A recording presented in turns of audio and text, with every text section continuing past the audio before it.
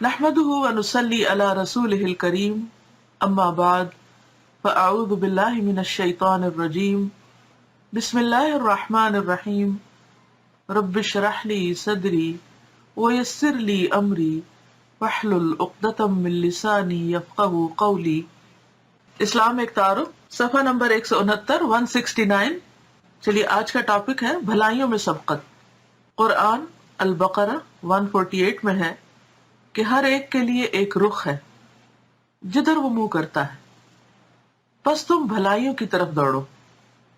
وَلِكُلِّ وِجْهَةٌ هُوَ مُوَلِّيهَا فَاسْتَبِقُوا الْخَيْرَاتِ۔ یہ آیت قبلہ کے مسئلہ کے ذیل میں آئی ہے، مگر قرآنی اسلوب کے مطابق اس میں ایک بنیادی بات بتا دی گئی ہے جس کا تعلق پوری انسانی زندگی سے ہے۔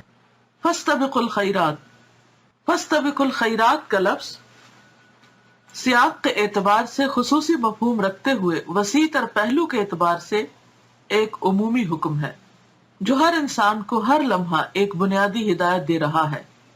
یعنی اگرچہ سیاق کا مطلب ہوتا ہے کانٹیکسٹ، اگرچہ کانٹیکسٹ میں یہاں ایک خاص مطلب ہے اس کا، لیکن وسیع تر پہلو کے اعتبار سے یعنی اس کو اگر ایک براڈر پرسپیکٹو میں دیکھیں تو یہ ایک عام حکم بھی ہے جو ہر انسان کو ہر لمحہ ایک بنیادی ہدایت دے رہا ہے، یعنی ایک بنیادی اصول زندگی کا دے رہا ہے۔ کیونکہ ہم ہر روز صبح اٹھتے ہیں اور ہماری ایک دوڑ لگ جاتی ہے اور ہم کچھ نہ کچھ کر رہے ہوتے ہیں۔ ایسی صورت میں ہم سب کو دیکھنے کی ضرورت ہے کہ ہم کیا کر رہے ہیں، ہماری کوششیں کیا ہیں، ہم کس چیز کی طرف دوڑ رہے ہیں، کیونکہ ہر شخص کسی نہ کسی چیز کی طرف ضرور دوڑ رہا ہوتا ہے، اور انسان عموماً اسی طرف دوڑتا ہے جس چیز سے اسے دلچسپی ہوتی ہے یا جس چیز سے اس کو محبت ہوتی ہے۔ لہٰذا ایک مومن کے لیے یہ ایک انتہائی اہم اور ضروری ہدایت ہے کہ وہ اپنا رخ، اپنا چہرہ، اپنا فوکس، اپنی توجہ، اپنی دلچسپی اور اپنی دوڑ نیکیوں کی طرف رکھے، خیر اور بھلائی کے کاموں کی طرف دوڑے۔ زندگی مسابقت کے اصول پر مبنی ہے۔ مسابقت سباق سے ہے، سباق عربی میں ریس کو کہتے ہیں، یعنی اس دنیا میں ہر وقت ایک دوڑ لگی ہوئی ہے، اور وہ دوڑ اکیلی نہیں بلکہ مقابلے کی دوڑ، کیونکہ مسابقت کہتے ہیں کمپٹیشن کو۔ تو زندگی مسابقت کے اصول پر مبنی ہے، یعنی ہر شخص ایک کمپٹیشن میں، خواہ آپ اس میں حصہ لیں یا نہ لیں، آپ کمپٹیشن میں ہیں۔ انسان کے اندر فطری طور پر یہ جذبہ موجود ہے کہ وہ آگے بڑھے اور ترقی کرے، یعنی اللہ نے اس کے نیچر کے اندر رکھ دیا ہے۔ اسی فطری جذبہ کی وجہ سے ہم دیکھتے ہیں کہ ہر آدمی اپنی دوڑ لگا رہا ہے، ہر آدمی دوسروں سے آگے بڑھنے کے لیے اپنی پوری طاقت خرچ کر رہا ہے، چاہے وہ زبان سے کہے یا نہ کہے، وہ عملی طور پر ایسا ہی کر رہا ہے۔ مسابقت کا یہ جذبہ عام طور پر خواہش کے رخ پر چل پڑتا ہے، یعنی دوڑ کا جذبہ تو اندر ہے، لیکن وہ جذبہ کس کام آتا ہے، کہاں لگتا ہے، تو عموماً انسان اپنی خواہشات کے پیچھے لگا دیتا ہے اور خواہشات کے پیچھے دوڑنے لگتا ہے۔ ہر انسان کے اندر جس طرح مسابقت کا جذبہ رکھا گیا ہے، اسی طرح ہر ایک کے اندر مادی خواہشیں بھی پوری طاقت کے ساتھ موجود ہیں۔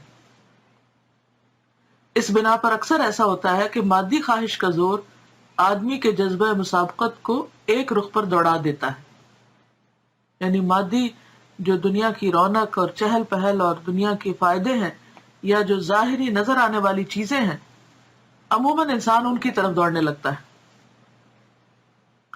دنیا میں بیشتر لوگ زیادہ سے زیادہ مال حاصل کرنے کے لیے سرگرم ہیں، یعنی سب سے بڑا ہم و غم اور فکر اور ان کی خواہش اور ان کی طلب اور ان کی دوڑ مال حاصل کرنے میں۔ صبح سویرے آپ دیکھیں کہ جتنی بھی ٹریفک آپ کو نظر آتی، جتنی بھی روڈز بلاک ہوتی ہیں، جتنی بھی ہائی ویز بزی ہوتی، اس کا سمپل ریزن کیا ہوتا ہے؟ سب کہاں دوڑ رہے ہیں، کدھر کو جا رہے ہیں؟ کبھی آپ کسی ہائی وے کے پاس کھڑے ہو کر دیکھیں، یا اگر دیکھ نہ سکے تو صرف شور سنیں کہ کس طرح گاڑیاں دوڑ رہی ہیں، وہ بھی مسابقت میں. لیکن ایک لمحے بھر کے لیے سوچے کہ دوڑ کس طرف لگی ہوئی. پوچھے یہ سب کدھر جا رہے, کیوں جا رہے, تو آپ دیکھیں گے کہ وجہ ایک ہی ہے, اور وہ ہے مال کا حصول. اس کی وجہ یہی ہے کہ ان کی اندرونی خواہش نے ان کے مسابقت کے جذبے کو مال کے رخ پہ موڑ دیا. یعنی ساری خواہشات جو ہیں وہ مال پر مرکوز ہو کر رہ گئی, اور دوڑ بھی پھر اسی چیز کی لگ گئی. مگر قرآن کی تعلیم یہ ہے کہ آدمی مسابقت کے جذبے کو خیر کے رخ پر سرگرم کرے. یعنی مال ضرورت ہے, انسان کام کرے, اپنے لیے کمائے, لیکن وہ ساری توجہ اور ساری انرجی اور ساری قوت کا مرکز و محور نہ ہو جائے. اور اگر انسان مال کی طرف بھی جا رہا ہے تو بھی اس کا ایک مقصد ہو اس کے ذہن میں, اور وہ کیا کہ اس چیز کو نشانہ بنائے جس کو خدا نے خیر قرار دیا ہے. خیر سے مراد علم بھی ہے, جو آدمی کی ذہنی اور فکری ترقی کا ذریعہ ہے, انسان کی سوچ کو بلند کرتا ہے, انسان کو سوچنا سکھاتا ہے.